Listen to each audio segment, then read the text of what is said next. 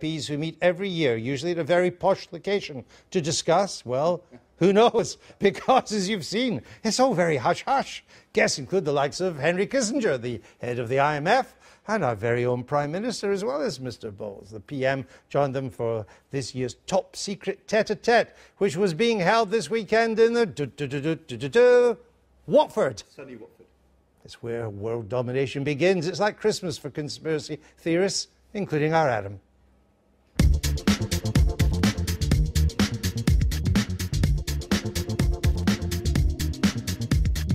The masters of the universe and their critics have spent the weekend at Watford's posh Grove Hotel for the annual Bilderberg meeting. Could that be the Prime Minister? Did George Osborne and Ed Balls share a ride? Is that the boss of Amazon or of Google? Usually top secret, this year the organisers have released a list of the roughly 150 people in there and the topics they've been discussing, including growth, big data and, current affairs. The protesters outside accuse this group of everything, from climate change to coups, but they're mainly annoyed about the lack of transparency.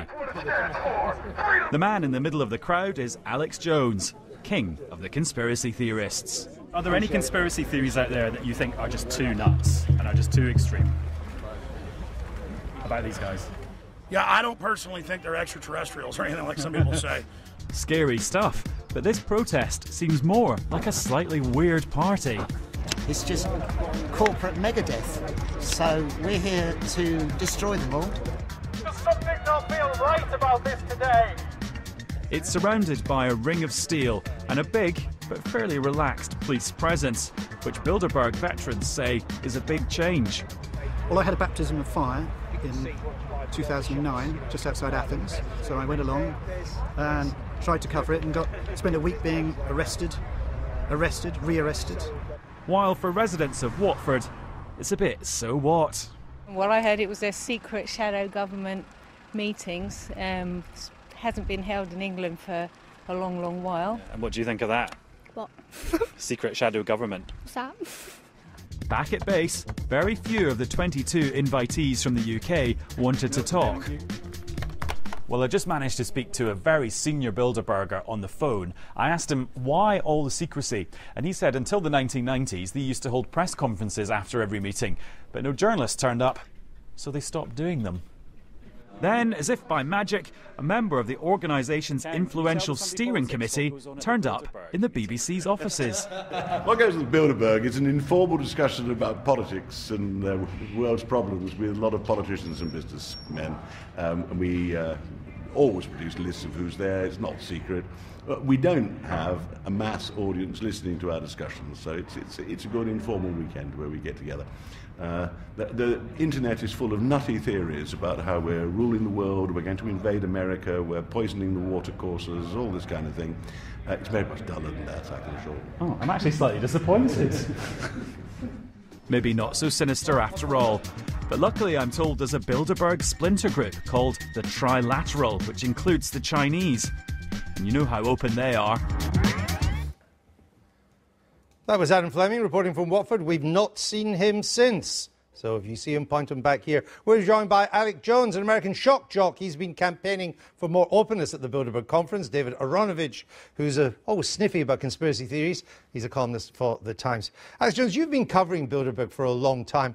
What have you ever found out about it? In that piece you just played, there's nothing in the water. Hydrofluorosilicic acid in major Harvard studies has been causing a 7-fold increase in bone What's cancer. that got to do with Boom. Bilderberg? What have I discovered about Bilderberg? The Yeah. BBC was able to get the documents decades ago that they helped found the euro, which was actually a Nazi German plan to take over countries economically. No, that's on record. And I've interviewed members of the EU Parliament on the subject who were out there at the event. But what's that got to do with 3,000 people. They turned Bilderberg? 1,000. Bilderberg is heavily involved in the EU plan and helped hatch it, and it is a Nazi plan. They had Lockheed scandals, just like the big lobbying scandals right now in the 70s, and that's why the SS officer, Prince Bernhard, the founder, had to step down. It is the ultimate lobbying meeting while you guys have this huge scandal going on. Your prime minister's going there. Okay. Balls was just here, Bilderberg group member. We have forced them from cover to admit that there are puppeteers above the major let me parties. bring David around. So now we know. Infowars.com. Now we know that Bilderberg has given us the euro. Yes, I mean, if you talk to Alex for any length of time, you discover all kinds of things that you didn't know about the world. We've blown it wide open. You have. You have absolutely blown it wide open. But it leaves me with a huge question for you, Alex. And it's really, you have uncovered the New World Order, which is deadly. It's full of what you call people who are criminals. Well, this is what I'm coming to. It's full of criminals, etc., who seek to run the world and will kill anybody who gets in their way. And you are almost, or have been, a lone crusader powering against them. No, so how come? How am I alive? How are you still alive? Why am I alive? Well, no, which is yes. Listen, Why am I alive? Which is the explanation? One, they don't exist. Or two, you're part of the conspiracy. No, let me tell you a story. I say the first. 5 years ago when Obama and Hillary... I say the second. 5 years ago when Hillary and Obama were at Bilderberg and the Secret Service was there in helicopters, the New York Times came out and said I was crazy. There was no Bilderberg group meeting. And my wife got phone calls, and so did I, threatening to kill us. And the people said, and you better take it serious because you were just talking to your dad that was in the hospital.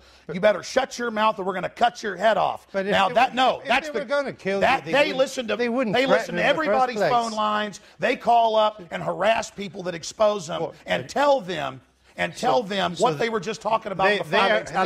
You're going to say there's no spying. Alex, it's like Nazi Germany. We only spy on the bad guys, huh? You let him speak now. Well, sir, Alex, I saw one of your ministers say this, though. No, Alex, I'm here. There's tyranny. No, shut up. Infowars.com. I'm here to testify that your head was not cut off.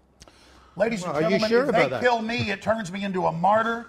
It puts big exclamation points on the end of what I've said, and I have put out a lot of information. There's millions of others that are exposing it.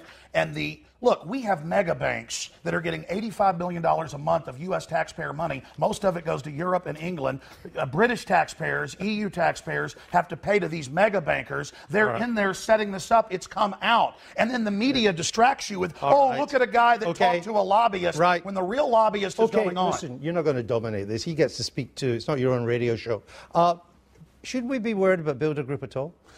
It's it's mildly interesting, the Bilderberg Group, and it feels, doesn't it, when you were talking about it in the film, slightly kind of out of date, as belonging to the era when you couldn't, when you couldn't even admit in Parliament that there was a secret, when we called the head of MI5M or whatever it was we called them, we couldn't admit to these things. Yeah. And so, to the extent that it seems people weren't ready to be spied on yet.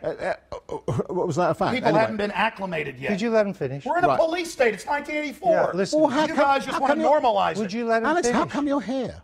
If we're in a police state, how come they actually turned back some of my reporters, but they didn't turn me back, and I was told this because they don't want to make a stink. Do you think the BBC is part of the Bilderberg Group? Well, Winston Smith did work here. I mean, come on, Eric Blair worked here, and that's what he said it was. Why do you think we've let you on? Why have we let you on then? Because you guys think that you can manage the whole thing, and now our information's gotten too big. I have 3 million radio listeners a day. That's a low number. 3 million. I get about 50 million YouTube views a month. That's a very conservative number. I make films, put them online for free, that get watched 40 million times, like the Obama deception. That's why, because the establishment doesn't know what to do.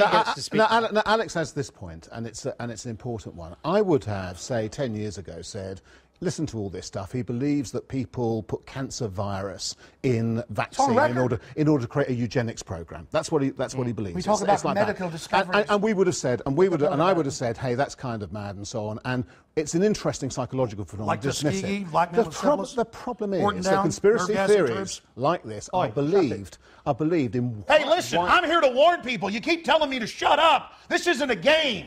Okay, our government in the U.S. is building FEMA camps. We have an NDAA where they disappear people now. You have this arrest for public safety, life in prison. You are the worst person I've ever interviewed. No, it's basically off with their heads, disappear David, thank you for being with us. Infowars.com. It's 11:30. You're watching the Sunday Politics. We have an idiot on the program today. Coming up in just 20 minutes. You will not stop the Republic. Humanity is awakening. Infowars.com. No. You guys are crazy. I'll be looking at the week ahead with our political panel. Until then, the Sunday Politics across the UK. You're crazy. Thinking the public isn't waking up.